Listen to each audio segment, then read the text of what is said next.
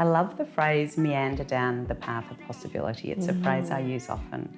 And I think when we meander down the path of possibility, we don't have the answers, we don't have the solutions, but we're open to exploration. And to me, that's in line with bountiful and abundance. Yeah. Whatever happens, there'll be more possibilities, more opportunities if we bring an open mindset, curiosity, possibility. A bountiful life is really predicated on meaningful connections. And that doesn't mean we need a lot of connections. It's the quality of those connections that need to feel rich and full and safe and reciprocated.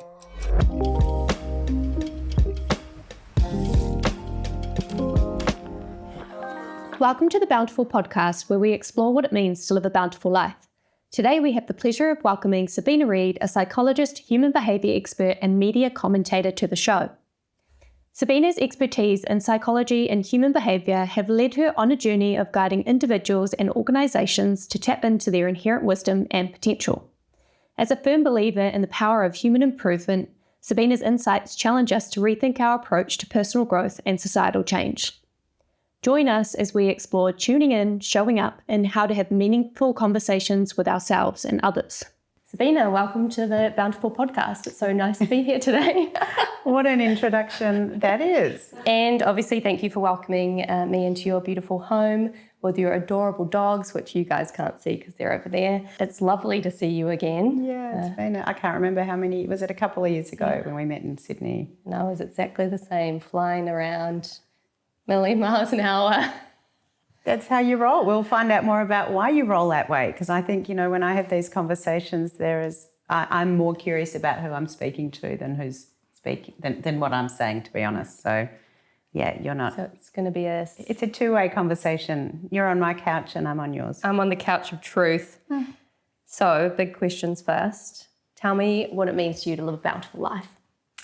Well, I love the word bountiful. It's not a word I use a lot, but it's a sentiment that I hold pretty dear to my heart. I think a word I use a lot, and I think it's a cousin of bountiful, is abundance. Yeah. So I think about abundance a lot, and it's a lens through which I look through in life. I know that I have an abundant mindset. And by that I mean that whatever happens, there'll be more possibilities, more opportunities if we bring an open mindset, curiosity, possibility. I love the phrase meander down the path of possibility. It's a phrase I use often. And I think when we meander down the path of possibility, we don't have the answers, we don't have the solutions, but we're open to exploration. And to me, that's in line with bountiful and abundance. Yeah. So I think, I know that your work's very much, or some of your focus in a bountiful approach to, or a bountiful life, is as much about food and nature. But I think it extends so far beyond that. It's about, for me, connections are core to everything that we do. Yeah. I think connection is my number one value. A bountiful life is really predicated on meaningful connections. And that doesn't mean we need a lot of connections. It's the quality of those connections that need to feel rich and full and safe and reciprocated. How do you see yourself? That is such a good question.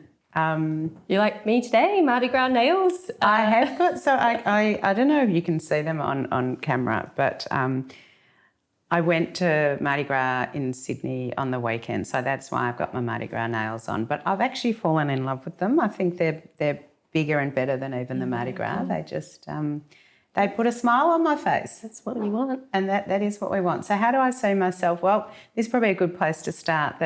And I think we get to know people through stories. So just the weekend that just has passed, I went with a new friend, so I didn't know him well, and his son, who's gay, and his best friend as well, the father's best friend. And then we danced with 37 people on a float down the streets of Sydney. Yeah. And the name of this float was No Borders, No Judgment. And I feel even teary talking about it because it was such an immersive and powerful experience. And I knew it would be, but I didn't know what I was signing up for because I was meandering down the path of possibility. Love that. So I say, yes, I want to do that. But I didn't even really know what I was signing up for. And I was so very moved by the abundant mindset, by the bountiful hearts, by the joy and the connection and the non-judgment, not just of our float and the 35, 38 dancers, but everyone involved, hundreds of thousands of people lining the streets, 12,500 people dancing. So why do I share this now? Well, it's a memory that's fresh in my head, but I think how I see myself now is I'm 52 and I just want to keep learning and growing and exploring and trying new things. I don't want to limit myself to the expectations that I have of myself or that I perhaps perceive others have of me.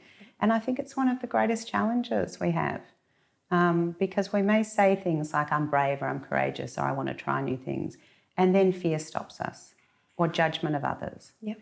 Or wanting to please other people. And, you know, I'm not immune to that, of course, but I think more and more my internal microphone, I'm able to turn it up. I'm able to tune in to more of what I need and maybe less of what I don't.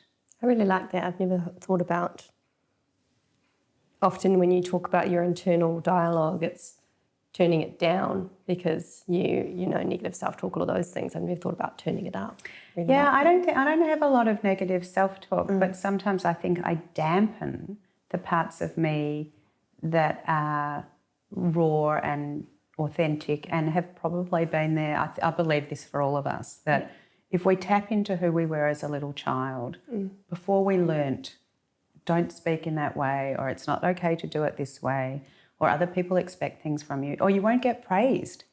So we get conditioned very early on, and I like to tap back into that. It's sounds like typical psychobabble, but that little child within is who we are when we were born, and I think we lose that little person along the way. Yep.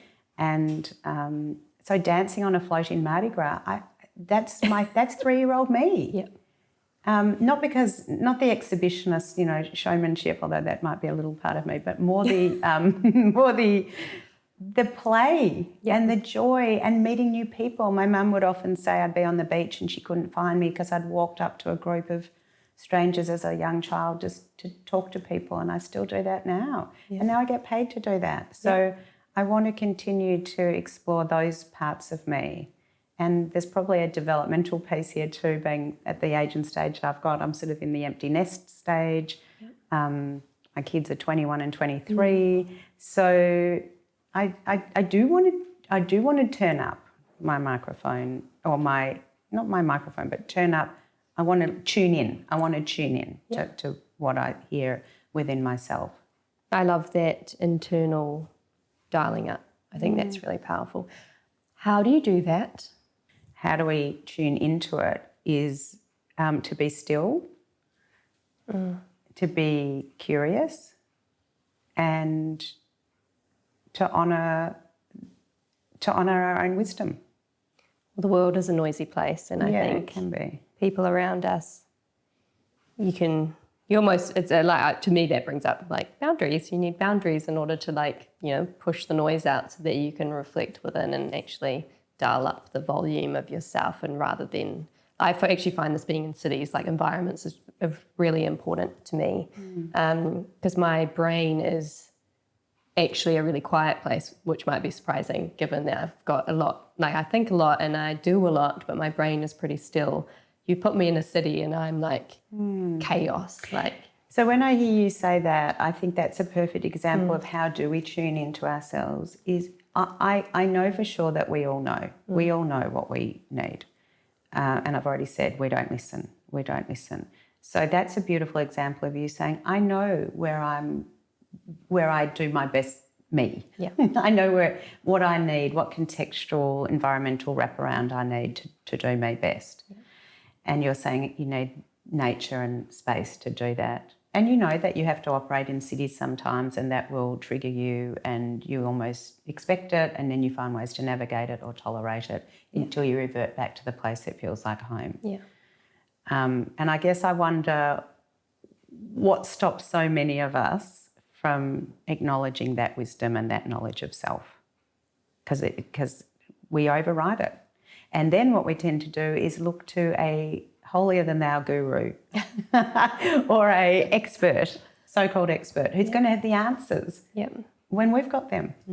So as a psychologist, with all the work that I do, and I know I've said to you, I don't do a lot of clinical work one-on-one anymore, but working with teams and corporates and speaking and media, I think of my work as really holding up a mirror to other people, not because I have the answers, but if I am able to hold up the mirror at the right angle, at a helpful distance, at a distance or an angle that they haven't experienced for a while or ever, then I believe they will arrive knowing that they're better with country and nature, or that they enjoy the thrill of the city, or you know, and countless other factors that influence the way we feel and live and show up in the world.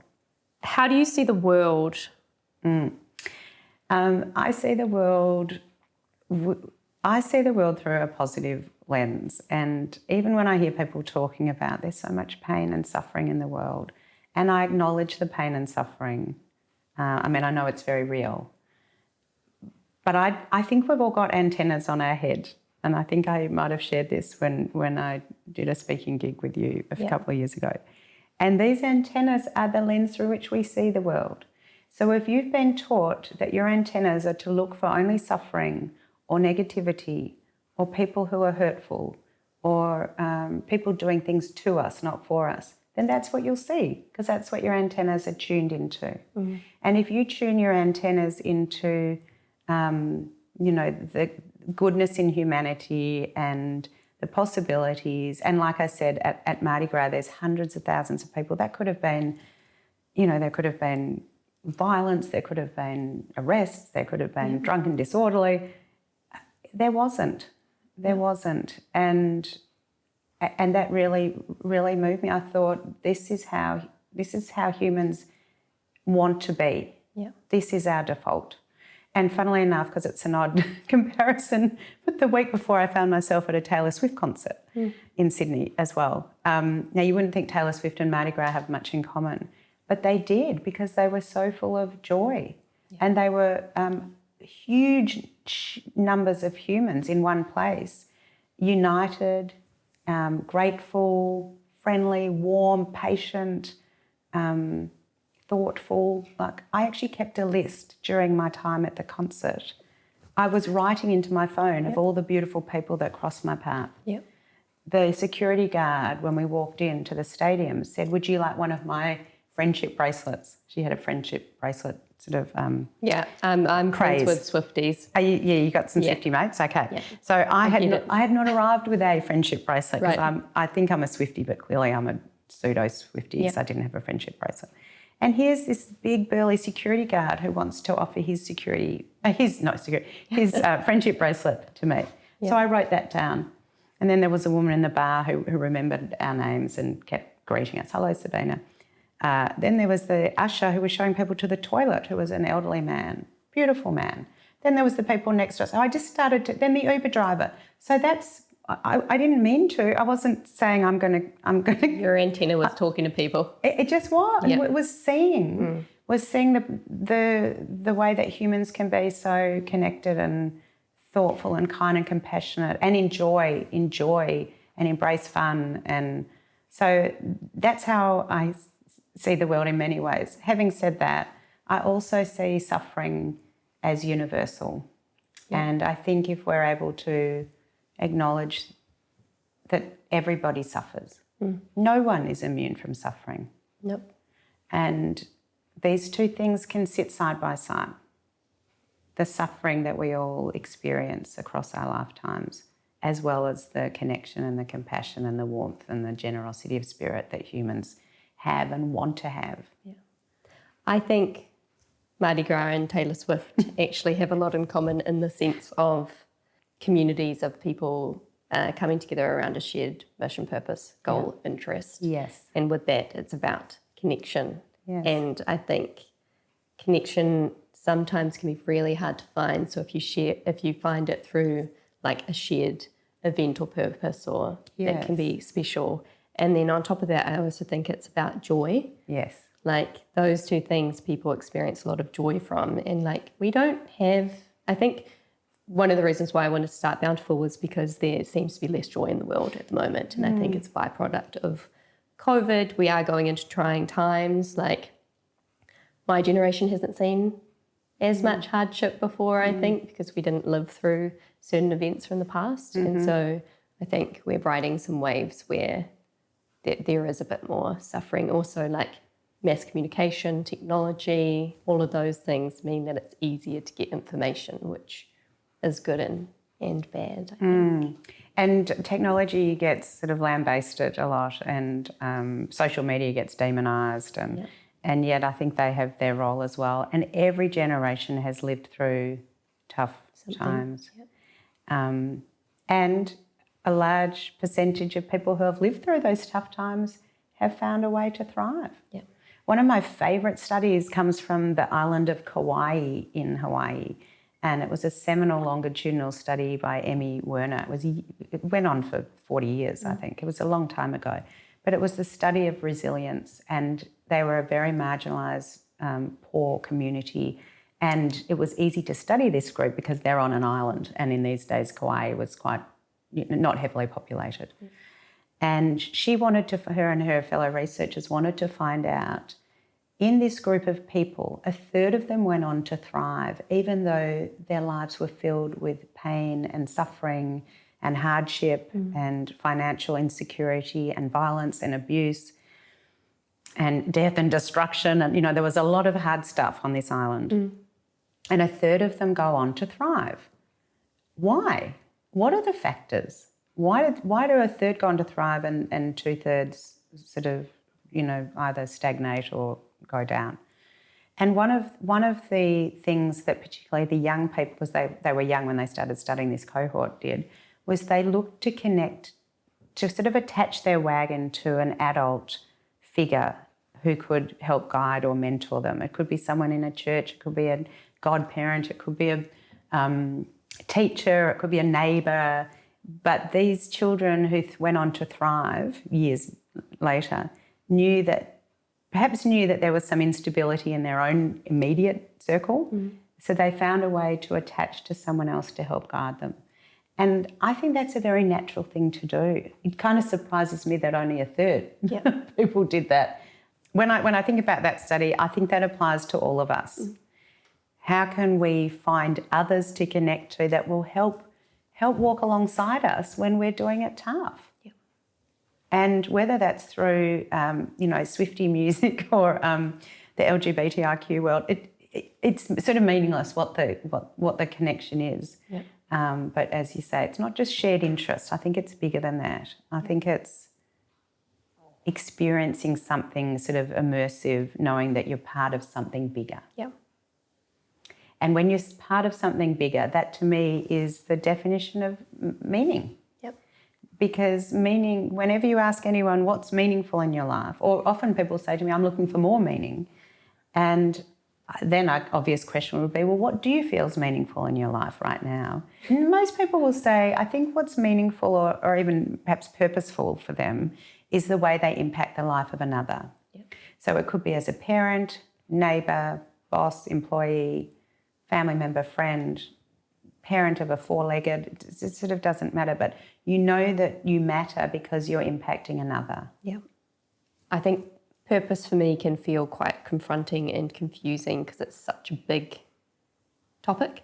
And so, when people walk around, they're like, I found my purpose, I'm living my purpose. I'm like, some people never find their purpose, And so started thinking about contribution, and that contribution is almost a pathway to get to purpose. It 100% is. And I think we trip ourselves up thinking, purpose, I need to build an orphanage, save the whales, sort out the ozone, If it's a bite-sized chunk of how can I make a contribution, which is really how can I impact the life of another. You can do that by helping someone with their groceries across the street. I've been known to pick up dog poo in the park. Well, the lady that took a photo for my mum and I today, and we ended up talking to her for like half an hour. Isn't that meaningful? Isn't that purposeful? Random acts of kindness. Yeah, I think that's pretty much it. What advice would you give your 25-year-old self? I just had to take a flashback to think, what was my 25-year-old self doing? My 25-year-old self was, working in the corporate world with a power suit on and brass buttons in California. Oh, very specific, very different. That's where I was at 25. I'd say, yay you for, throwing your hat in the ring and trying something different and pushing yourself. But I think to know that you don't have to have all the answers. Nobody's got all the answers. Lives, careers, relationships are not linear. Yep. And when we put too many guardrails in place to think that they should go in a certain direction and too many expectations on ourselves, we feel like we fail. So it's probably to surrender as I talk it through. I think it's to surrender the need to know, the need for answers, the need for anything. It's sort of practicing that non-attachment piece. This has happened so many times to me when I'm traveling. I've traveled to like 60 countries, been traveling forever. My goal was travel around the world, work online, live anywhere, work remotely, earn money, great. Before digital nomads were cool. Yes, and this is before there was a pandemic inviting us all to do that. All of that. Yeah. And I used to get a little bit flustered traveling in certain countries by myself. And I would arrive and I'd freak out because I couldn't figure out how to do something. And then I'd walk around the corner and there'd be a sign being like taxis or, whatever it is I was looking for. And I would laugh, stop and giggle to myself. I'm like, there's an answer. You just need to open your eyes and tune your antennas, open your eyes, meander down the path of possibility, and the taxi will find you. Chill out a bit. Yeah. It's so hard, isn't it? Because particularly with people with anxiety, the worst thing you could say to someone with anxiety is just relax, don't stress, it'll all be fine. Because if they knew how to do that, they would have been doing it. Yep. So it's not helpful to tell someone not to do something. And I think language is very potent. And it's probably why I even choose the word surrender. I'm not saying not something, I'm saying something. Yep. Does it make sense? Totally. Yeah. And it's the same as dialing up self, not drowning out something. Yeah. And it's another phrase I probably use quite often is, what do you want to move towards, not what do you want to move away from? Yeah. Because then you're not running away from something. Yeah. So all of that language and even that imagery, I think, helps us to sort of recalibrate what we need more and less of. Let's dig into that because I think it's really important. So I was telling you how I workshopped my life in all of my life areas because that's just something that I've always been curious to do and had to do, I think, to figure out who I was after, traumatic life events. But one of the first things I did was really drill into neurolinguistic programming, like the things that we're telling ourselves internally and also the words and language we use in everyday life that I think, unless you're super dialed or conscious of what you're saying, can be very unconscious. What are some of the things that I used to say? Weird. I used to use weird all the time. And I had a boyfriend. About yourself or about others? Just everything. I think weird. The world. Weird for me was what interesting is today. And also myself. I used to say that I was weird. And then at some point, I think I had a boyfriend and he was like, what are you actually, that's not the right context to use that word. And it had just become so unconscious to me. So then I systematically went through my life and looked at the language I was using and my word choice. And even I changed all my passwords to positive affirmations, even though that's really cliche. But it really worked. And so all of my I shouldn't probably say that on the internet, but but I really drilled into it and it became a gift because, I don't know, you'd be able to explain it better. What is the power of tuning into neurolinguistic programming? Well, actually, before we get to that, I've got a question. Let's just go there if we can. You said you described yourself and the world as weird, but I think you were talking about yourself as much more than anything. Yeah. So what does weird represent to you? I'm trying to remember how I felt back then. Yeah, I could have a guess. Okay, you guess because it's so long ago. Okay, I'll guess. Yeah. Different. Judged. Yeah. Like you didn't belong. Yeah. Like other people didn't understand you or your experience. Yeah, and I think I remember going to social situations and I didn't have great social graces. I was, so upbringing, right? Children should be seen and not heard.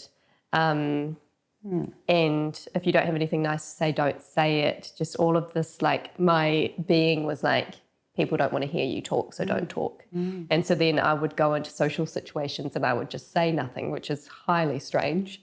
And my friends would be like, oh, she's shy. I'm not shy. Like, I didn't really suffer fools then, and I didn't necessarily, I was kind of a bit brash. I hadn't learned how to be me, but also like diplomatic and friendly and, you know, all of those things. And so I think people found me a bit intense. And then I was like, well, instead of try and navigate that whole thing, I'm just going to say nothing. And then people found that weird. Yeah. Something like that. Yeah, but so judged by others and not like others. Yeah. Different. Yeah. That's still, I'll probably maintain that from what that story sounds like. We want to be ourselves, but we also still want to know we belong to the tribe. Yeah. And I think that's a continuum that we all ride. How can I be me and still... There's a difference between belonging and fitting in. Yeah. So belonging, you know, there's a safety, there's a security, there's a connection. Fitting in is a bit like sort of editing yourself to be accepted. Yeah. And I don't think that serves us well. No. But belonging is sort of a life force. It's the oxygen that we need to get on. And so it's a powerful story that you just shared, that you said I couldn't be me because I have an edge or a... That wasn't the word you used, but I heard it as... No, yeah, that's same meaning. Yeah, and be diplomatic at the same time. So I just ditched my edge and tried to be diplomatic. And people smell a rat because something doesn't add up here. It's not you. Something I learned was, and it took me ages to figure this out because I spent a lot of time thinking that I was kind of other or different or weird. Then I realised that was all A story. Shit. It was a story I told myself. Yeah. That wasn't true. Yeah. And then I had another boyfriend that made me do values cards. Yeah. Interesting. I did these value cards and I found it really good. And then the thing with value cards is you have to choose the authentic value, not the value you actually want to embrace. So kindness is a value that everyone wants to have, but it might not be your true value. Anyway, so I ended up with like curiosity, achievement, learning and growth. And I had this aha moment. There was a person I didn't get along with in like a work context, and it really irked me why I didn't get along with this person, because I was like, oh, I'm in the point, I'd grown up a bit. It's in the point in my life where I should be able to get along with most people now. And I couldn't quite figure it out. And then I did my values cards and I turned around and I was like, oh my gosh, not everyone's going to be my cup of tea. No. Completely fine. Reason why that person wasn't my cup of tea. Didn't learn his lessons. Had done the same thing like 3 times. That wasn't okay. I was like, that's just not okay. Learning and growth. And then that was just an aha moment for me. It's like, I think I heard this thing ages and ages ago. It's like, if 99% of the world doesn't like you or something, there's still 99 million people that could be your friend. Yes. I was like, oh, that's a shitload of people. Yes. Like, that's so great. Yeah. And there's a real, like, you're emotional sharing, some level of emotion coming up for you now. What do you think that is? I don't know. I always get emotional when I share when I let stuff out, like in a good way. I think it's good to share. And also showing something of yourself. I mean, I know the word vulnerability gets bandied around a lot, and Brene Brown's put it on the map. But what we know for sure is if you share something vulnerable of you in words, in action, and in emotion, because I felt your emotion when you were sharing that story, it invites others to do the same, doesn't it? But if you go through life playing it safe, keeping your cards close to your chest, thinking this is what people kind of expect of me or want from me or need from me, it's a lonely existence because others won't strip back their layers. Yep. Because you haven't, someone has to throw the first whatever, I don't know what you throw in the vulnerability stakes, but someone has to start the ball rolling. We should talk about this because I think you'll love it. But like relationship trust, we can get into relationships. Yes. Who did I talk to one day? Someone described trust to me in a relationship context, like a significant other, as a ball. Mm. And in order to like have trust, you have to throw your ball to the person and let them have it. You don't get it back sometimes. Mm-hmm. And then the vulnerability is that they have your ball. What are they going to do with it? Mm. Ball could be like a metaphor for your heart or your trust or all of those things. Mm. And then you just have to sink into that. You have to surrender. Into that vulnerability that your significant other has your ball. And then they might throw it back. And now you've got their ball. I really liked that analogy because it's kind of like depending on where you're at in a relationship or how you feel, all of the factors, like if you have a high insecurity or a bit of mistrust, those sorts of things. I don't know, you're a psychologist. Well, I don't know, I'm thinking about attachment theory where you talk about that. And, you know, there's different kinds of attachment. So in attachment theory, we either have anxious attachments, we have avoidant attachments, we have secure attachments, and those are formed from our earliest carer experiences. But I think what people don't understand about attachment styles is that they change. They're not fixed. So if you had an avoidant attachment style with a parent or an anxious attachment style with a caregiver, it doesn't mean that you'll go and replicate that attachment template with significant others. If you bring an awareness and learning and intent, I think, to shift some of that. And it's not that you just turn up in a relationship and say, I'm really quite a insecurely attached person, but I'm not going to be with you. I'm going to be secure with you, because that's not going to. It's too hard to just turn it on its head like that. But then they're not fixed, and so I guess that came up for me when you were talking about the ball going back and forth. It's hard, isn't it, though, to let go of your own, to give your vulnerability, to give trust to someone if you don't feel safe doing so. And we don't feel safe because of past experiences that usually have nothing to do with the person who's standing in front of us. Yeah.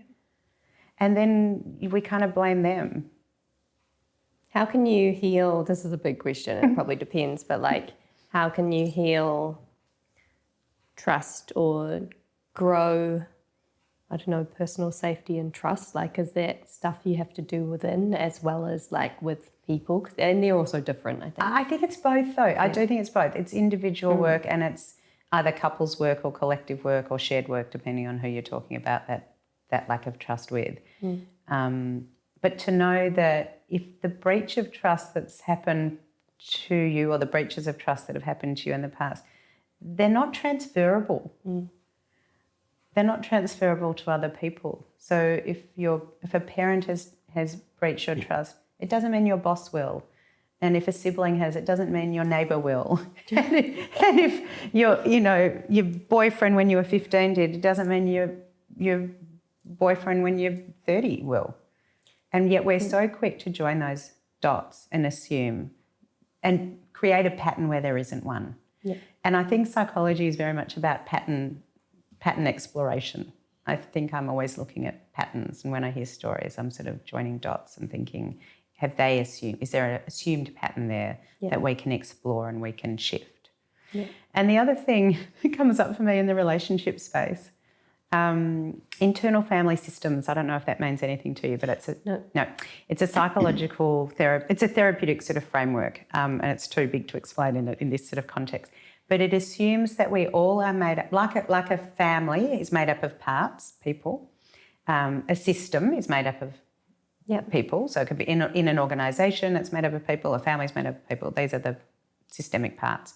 But within an individual human, we are made up of many parts within us. So it's a metaphoric. It's not that I have my brother and my boss. It's not that. It's and you hear people saying all the time, a part of me would like to stay in this relationship, and a part of me would like to try something new. A part of me loves the home that I live in, but a part of me would like to move countries. And a part of me loves the job that I'm in, but a part of me is kind of bored as well. So we actually even use the language, a part of me, all the time. Yep. And these parts are often in conflict with one another, but these parts are there for a reason. And these parts speak for us in different ways, protect us in different ways. Sometimes they do us they do us a disservice as well, because a part might still be playing this loud role within us, and we don't need it to anymore. And then we can say, thank you, part, that served, I needed you when I was 10. I needed that, like your part that said, I will just play the game and not show my authentic self, and I'll just be diplomatic. That part of you that showed up then sort of probably thought, in order to survive right here, right now, and to have some kind of connection, we need to shut down the authentic me. So thank you, part, for when I was 10 or however old, but I don't need that anymore. I don't need that part to speak for me in that way anymore. And I think that multiplicity of it's not personalities, it's parts of us that come to the fore or go, into the background. It's important to recognise that they all play a part, pardon the pun. Every part plays a part. Yep. But to assume that we're one sort of unified voice has this, I don't know what you call it, a singular sort of knowledge or wisdom. Yep. We don't. Can you talk a little bit about, and we are going a bit off piste, but I think it's important and it's interesting, just the power of sitting with your emotions and actually needing to sit with them, letting them sink into you. And I kind of learnt the hard way that, so around the time my dad died and when I was doing all that work to try and not be numb, I realised that my emotional range was probably like a toddler's. I think I had 3. Bad, mad, sad. Yeah. And then I started doing work. I think I got a mood meter and there was all the emotions. I was like, wow, this is so enlightening. And then started, looking at the emotions. How am I feeling? And so started training. Yes. But then I also realised, in order to move through the emotions, you actually have to sit with the emotions and let them sink in. But I don't think we don't do that. Because we don't want to feel it. Yeah. So it'd be easier to go get a drink, go exercise, work. I mean, some of the numbing agents are rewarded in life. Working hard gets rewarded. Getting shit-faced doesn't get rewarded. But, there's sort of different, some behaviours, everyone's, being super active at the gym. Everyone's like, yeah, you're so fit, you're so focused and everything. So some of what society rewards us for to not feel keeps us on that treadmill. Yeah. No pun intended. You're really into your puns. And I think we've all been told so many times, just learn to sit with your emotions. Just sit with it. Just sit with it. And you're like, what the fuck for? It feels terrible. And how long am I meant to sit with it? Yeah. And what does sit with it really mean? I think you've articulated it beautifully. It's sit with it. It's acknowledge what that feeling is, and that it's more than bad, mad, sad. And I talk about emotion menus all the time because I don't think we grow up being able to identify what we are feeling. Yeah. How can you sit with a feeling you don't know what it is? You just feel ick and you feel in pain and it feels uncomfortable and unbearable. I feel like understanding the emotion, the near exact emotion it's almost like the key and the lock that actually allows you to figure out what's going on. Yes. Yeah. And then whatever it is that comes up, and usually that's what I love about menus is, as you say, people don't know what they feel, but then when it's in front, they say, I feel disrespected, or I feel invisible, or I feel unloved, or I feel unimportant, or I feel like I don't matter or whatever. So I think then that's a pretty good launching pad to then be able to diagnose the issue. Well, kind of just explore, when have I felt, the next step to that would be, when have I felt that before? Because it's probably so painful and so triggering because I have felt it before. But if you're just saying mad, bad, sad, it's like, I don't know, we've all felt mad, bad and sad all the time. Yeah. So actually being able to articulate the nuance of the emotion does help you. If you don't understand the full range of emotions, maybe get a mood menu or a mood meter. There's an app online. And just have a look and maybe start using it for a little while. And I can guarantee you that it will it'll do something in your life when you're trying to deal with. I think it helps things. you make sense of what you're feeling, Yeah. but it's also a great tool when you're communicating with another. Yeah. So whether it's around a friend, around reciprocity, whether it's a partner, Even in the workplace. in the totally in the workplace, parent, child, everything. Yeah. Because at our very core, what do we want more than anything, well, apart from connection, is to be understood and accepted for who we are, not to be judged for feeling invisible. If I feel invisible, I just want you to sort of know that. Yeah. Going back to what we were talking about before, misunderstood. I felt misunderstood my whole life until I wasn't. And when were you understood? I think when I lived in San Francisco. That was the first time where, you know what Americans are like sometimes. I would go to a party or something or an event and they would be like, this is Shan, she does blah, blah, blah, blah, blah. And I was like, you know, Kiwis and Australians were kind of taught to be a little bit, you know, I don't know, shy, don't. More humble, maybe. You know, more humble. Yeah. You know, don't put yourself out there. And they would just be like, my story. And I was like, I'm that. Like, that was really powerful for me, was someone like summarizing me, actually seeing me. So being seen is a really powerful thing in life.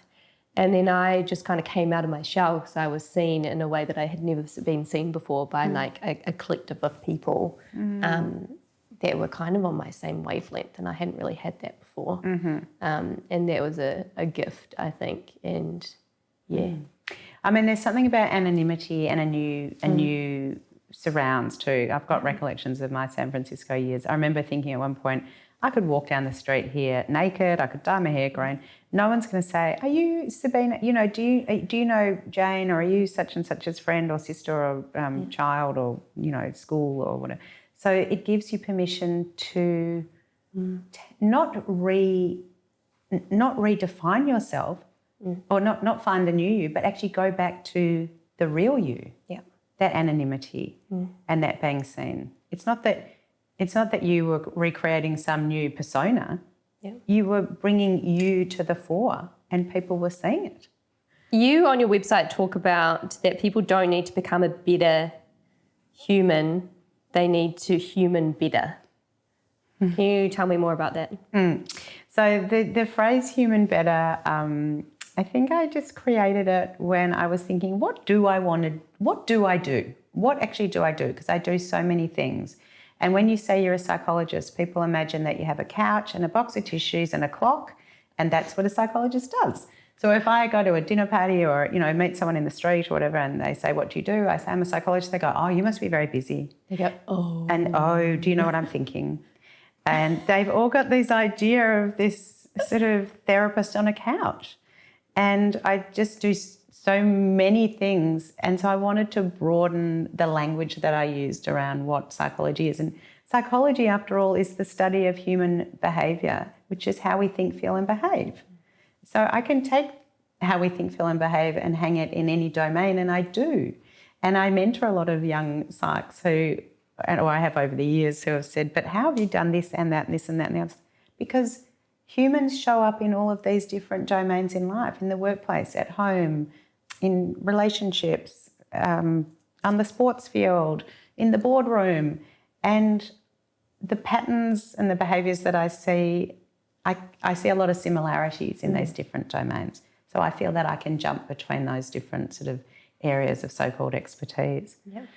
I think when we think about being a better human, it's loaded with judgment. I have to be a good person. I have to be a kind person, so what we talked about before. I have to be an angel.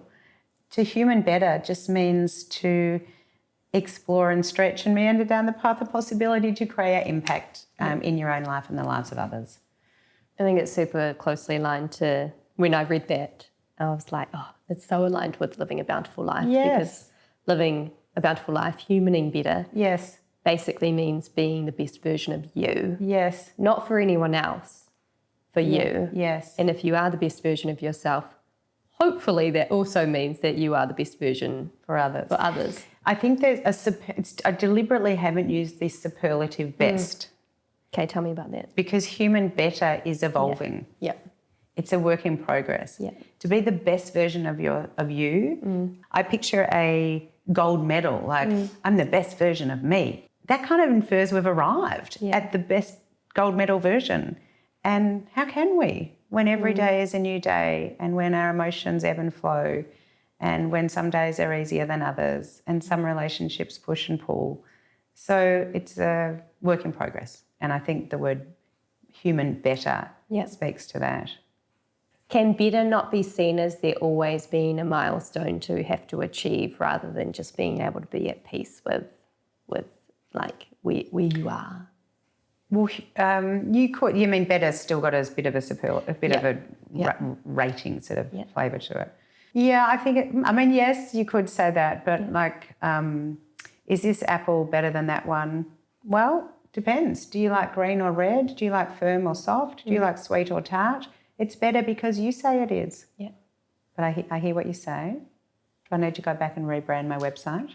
No, I think as we've kind of talked about that, like language is super important. And so I guess where I go with I guess my main thing is focus on you and where you want to go and who you want to be and how you want to show up in the world. And if it's not static, it can be sometimes. I kind of am a fan of the language of life is a series of S curves where you kind of start on one, then you kind of go up and then you plateau a bit and then you start a new one. It's all this glorious learning journey of curiosity. But it's still a bit like snakes and ladders sometimes with your S-bends because there's still a few go ladders. Sideways. You can go, but some still, we fall. Yeah.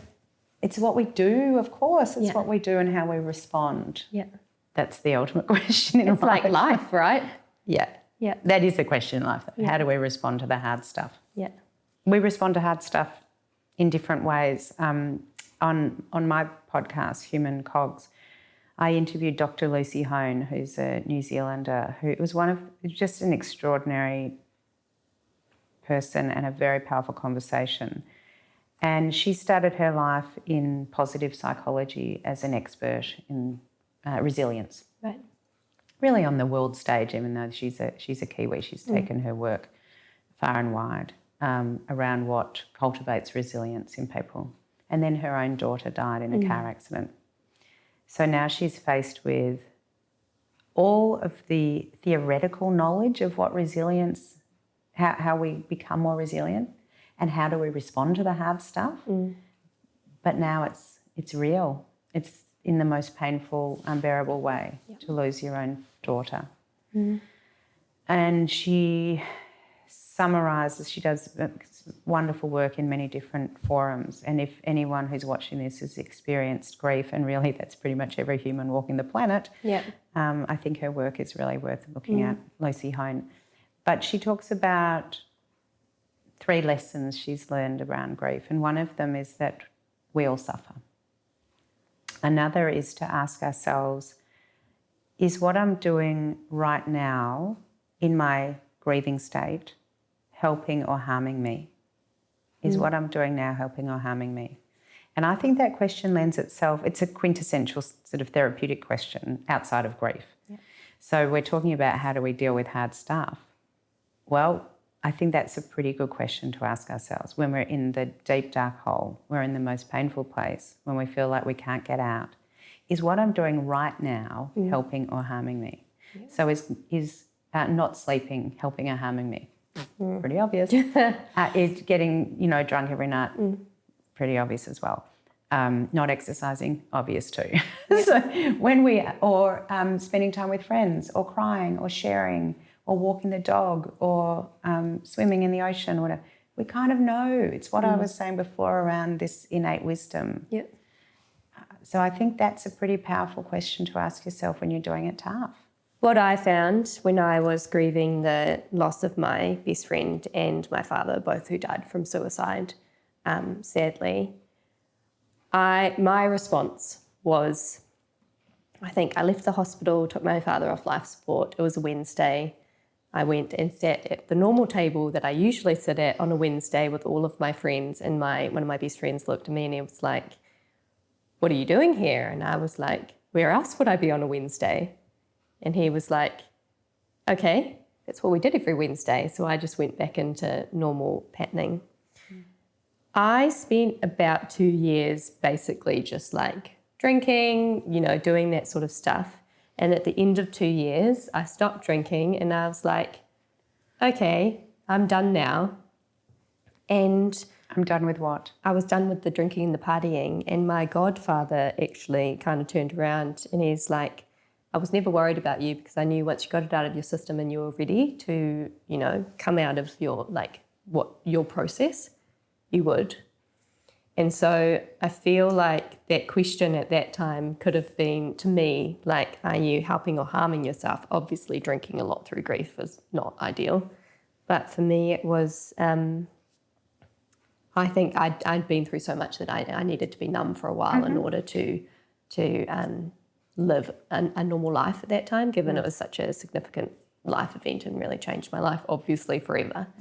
And is that, I guess I'm not asking if it's okay, but I'm asking, like, you know, just sometimes how people deal with grief and the things that they have to do. It might seem from the outside super destructive, but, like, is there... Yes. You know what I mean? Yes, I do. And I think you're not asking others, is what I'm doing, do you think is what I'm doing helping or harming me? Yeah. You wouldn't know. No.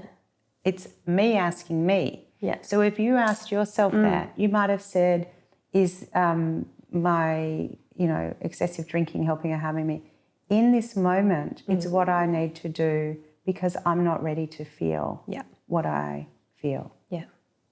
So you can answer that. Yeah. So we need to take the societal judgment piece out of it. Yeah.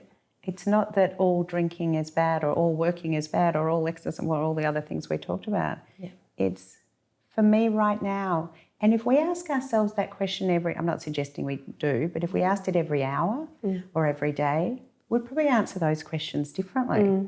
Today, it is helping me. Yeah. Tomorrow, maybe it's not.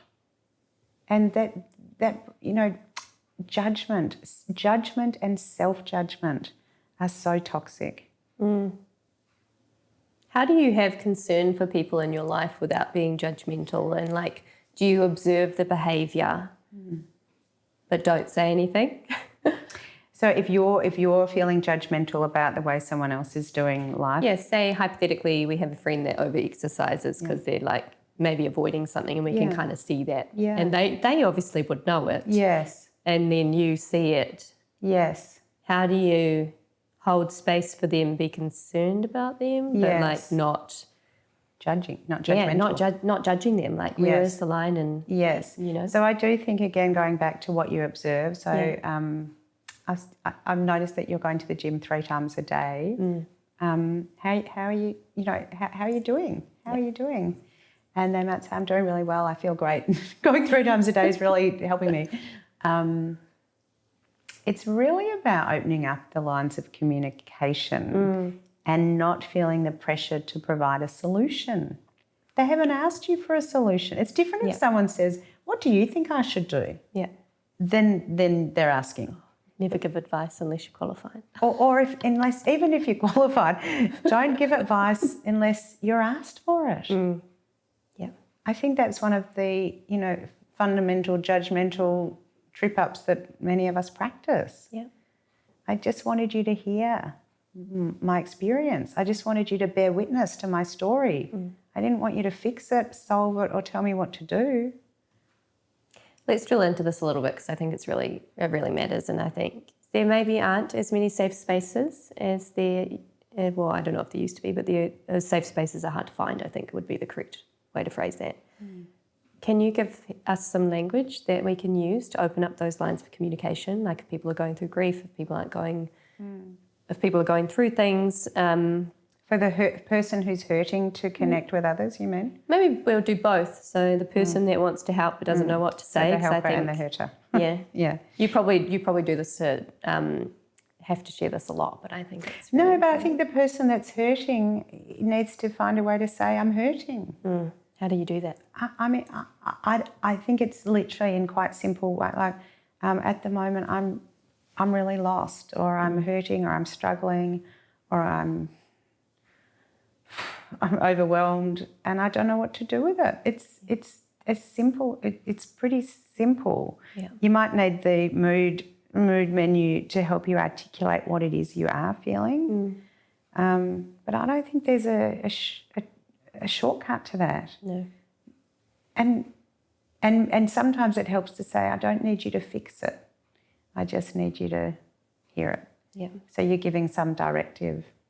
And I think for the helper, it's not about finding a solution as much as hearing and listening and facilitating perhaps next steps. So by using sort of open-ended questions like, have you felt like this before? And if you have felt like this before, what's been helpful for you? You're tapping into their wisdom again, which is my fundamental belief that we've talked so much about. Yeah. That they know what's probably going to help them. But I think we lose, it's like our tools in our toolkit. There's a leak in our toolkit and tools sort of get dropped. Yeah. And when someone reminds us, oh, have you used that tool before? Have you felt this before? You think, yes, I have. And I have got a tool somewhere that I have employed. And by tool, I don't mean a high-level strategy. I mean some small practice, way of thinking, way of being, some behaviour, some routine, some ritual that has soothed you in that moment. Yeah. And that's enough to be soothed in the moment because it helps you get to the next moment. One of my favourite ones that I actually got from like leadership coaching or something at work, you know how they do those frameworks of like inquiry when you're a manager so that you're like leading people and getting people to get the answers for themselves. Yes. My favourite one that I use all the time and I find myself doing and I have a little giggle because I'm like, oh, tell me more. Yes. So powerful. Yes. And it just leaves space. Yes. So whenever in any context, it's like someone tells you something hard, someone tells you about their day, you want to know more, tell me more. Perfect. So good. So I'll sometimes say, tell me more. Sometimes I'll say, help me understand that better. Sometimes I'll say, literally, say more. Yeah. Like I'm very direct. Like, what do you mean by that? Yeah, but so say more, more. You can say it like that. It doesn't have to be like a whip crack. Are there things that you shouldn't say when people are going through it or should say, or is that to be navigated dependent on the person? Is this a grief question? Because you would be better to answer. You would be as well equipped to answer that as anyone. I want to hear it from you. Because I know you've had a lot of grief and a lot of loss. Yeah. But I don't think there is a perfect response to that. I think just to acknowledge someone's pain and to let them know that you will walk alongside them. Yeah. You can't fix it. No. You can't take their pain away. And I think don't tell them that you know what they're going through and you unless have no you've actually idea. been Even if my dad Yeah. had suicided and your dad has suicided, I don't know what your experience is. I would be more okay with it, like personally. It's like I know that you'd have to like kind of compare notes, which is a weird thing to say, but suicide's such a personal and painful experience for those left behind. Looking at relationships, and this is a bit of a broad question, but in your experience, how can people have better relationships? It's such a massive question, and I hardly profess to have any of the answers around a question of that magnitude. But the short answer might be something like to focus on yourself and how you show up in the relationship. What do you bring? And what level of compassion and listening and understanding and exploration and patience and tolerance and non-judgment do you bring to the relationship? You know, I would say in my years as a couples therapist, I'm going to say this kind of facetiously, but if I had $1 for every time I heard a sentiment similar to, well, if they were a bit more like me, you know, we'd be great. Like if they thought more like me, if they packed the dishwasher more like me, if they parented more like me, if they approached money more like me. People don't use that line because that sounds, I can tell in your face. I was like, I can't think of anything worse. But people are wanting their partner to mirror and to acknowledge and respect the way they do things instead of appreciating the differences. Right. One of my things is I like validation, like healthy validation. And how do you define healthy validation? The healthy part, because you throw that in. Yeah, the healthy part. I would say that I don't seek destructive validation. It's like how do I describe it? If I do something really, really awesome, where I'm like, yeah, that was awesome, then I want to share that with my significant other, and I want him to be like, yeah, that was pretty cool. Yeah. And so that's kind of what I mean. We kind of got into this weird habit, which is going to make us sound very kooky. But one day I just started clapping. Yeah. When he did something good. Yeah. Yeah. I was like, yeah, you deserve a clap. Yeah. And so now we kind of have this weird thing where we're like, we clap. So and that's beautiful. What that brought up to me, and it's like where was I going with that story? It's kind of like it's recognizing the other's strengths and contribution and efforts. I can't imagine not seeing the beauty and the differences of my other half. When you've been with someone for decades, sometimes like in a newer relationship, the joke is sort of what you fall in love with is often 30 years down the track what drives you bonkers. Right. So in the early days of a relationship, you think, oh, I just love how they do that, or that's different, or I'd never seen someone do that before. And then those things sometimes can grate down the track. But we digress. I think that I would invite you to not think of the standing ovation that you guys practice as weird, because that was a bit of a throwback to... well, I don't know if it's weird or not, but I can imagine looking at it. No, I think it's just delightful, and it's playful, and it's affirmative, and it's supportive, and it's strengthening. So there's nothing weird about it. I love the play and the theatre in it. Yeah. It's like, yeah, babe. Yeah. I'm not going to keep clapping because the dogs will go nuts. But, that sort of childlike enthusiasm. Who doesn't want that? I mean, in their relationship or in life or in their workplace or in the bedroom or in the kitchen. Or, you want people to be like, you got this. I love what you're bringing. But, yeah, it's probably what I said to you when you said, what if I kind of had to give one tip for a relationship is to think about how you show up as opposed to how the other does. Which is counterintuitive, I think, for a lot of people. Yeah, because we want the other person to change. Yeah. I don't know if we should be asking anyone to change. No. Are there any tips you have for how individuals can improve their communication skills to strengthen relationships? To improve communication. So again, in my years of couples therapy, a very common response for what's brought you in here is we have communication issues. That's a sort of a sweeping statement.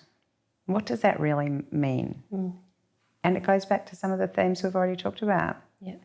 I don't think you understand me. I don't think you hear me. I don't think you see me. I don't feel connected to you. These are the underpinnings of communication issues, as opposed to specific language or words or sentences that we should be learning. Yep. I don't think it's about kind of rote learning how to say what when. Yep. I think that's too prescriptive. And I think it goes back to curiosity and exploration and meandering down the path of possibility together, because we're all, we've sort of got, we're covering some of the same themes here individually and relationally and even in the workplace. Yeah.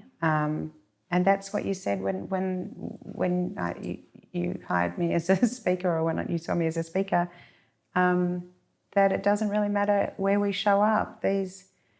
Sometimes I'll be working with a leadership team, but the same themes that are coming up are similar to when I've worked with a family. Yep. Or young people, old people. This little child, these parts of us, yep. These many parts of us that we've referenced, show up everywhere. So I think one of the things I'm most passionate about is normalising. Normalising that you're not alone. Because another thing I hear a lot in my work, whether it's talkback radio, clinical work, speaking, is people saying, you've probably never heard this before. Like, I'm the only one who's had this experience. Nobody knows what this feels like. And I'll kind of lean in and say, yes, tell me more. And they share. And I've heard it hundreds of times. And And that doesn't mean it's not painful or doesn't matter. It means that it's part of the universal experience of being human. I did a talk once to a room full of young people. They were all 15 to 20. And they'd asked me to share my story. So it was all like mental health based and overcoming adversity. And so I did. But I knew that I wanted them to understand that they're not alone, because when you are like, teenage angst is a real thing. And you're not alone, that we've all had stuff that we experience. And so there was 3,000 people in this auditorium. I got them to close their eyes. And I said, even though you want to peep, close your eyes. And I was like, if you've experienced any of these things, please put your hand up. Everyone's hand went up. Course. And I said, keep your hand up and look around. And on the audio, there's an audible gasp. Yeah. And then and they were like, okay. And that creates a sort of a psychological safety to then move forward. Like, if you, it's such a powerful, I've asked that question as well. I mean, we all know when we get to the end of it, what matters. And I love the work of... Nothing. Well, when we're not here, maybe nothing, but in the final sort of days or stages of life, it's, are we connected? Have we loved? Are we loved? They're pretty simple reflections. The work of Bronnie Ware, who's a palliative care nurse, and she's got the 5 top regrets of the dying. Yeah. And they're so simple. And it's yet like the blue zone people. Yeah. Got to ask you some quick fire questions I ask everyone, and they're very random. Yes. So are you ready? Yes. What, in your opinion, is the most underrated fruit or vegetable? I mean, most vegetables are underrated. I think a kiwi fruit might be underrated. Okay. Yeah. And a vegetable, I'll say a cucumber. A cucumber. Okay. What's your favourite cocktail? A capriosca. Worst meal that your parents made you eat? Just sort of a dry Vegemite sandwich for lunch. Oh, interesting. Most spontaneous thing you've ever done? I do spontaneous things every day. But I think Mardi Gras, dancing on a float in Mardi Gras was a pretty good one 2 days ago. Word that describes your life?